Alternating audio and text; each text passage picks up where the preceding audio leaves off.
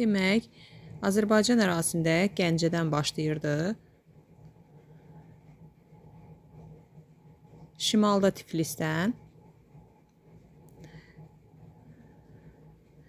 qərbdə Ərdahandan, cənubda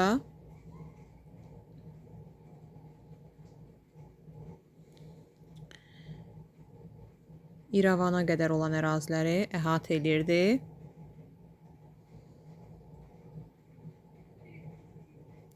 Bu ərazilərdə